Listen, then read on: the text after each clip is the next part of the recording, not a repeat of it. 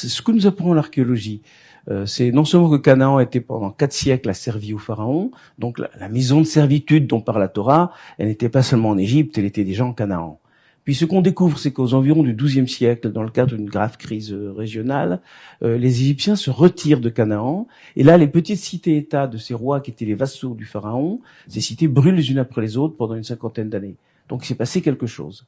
Alors les archéologues ont montré que dans certains cas, à Megiddo, à Hatzor, c'est pas du tout une armée étrangère qui serait venue pour tout détruire. Ça ressemble plutôt à un soulèvement de l'intérieur.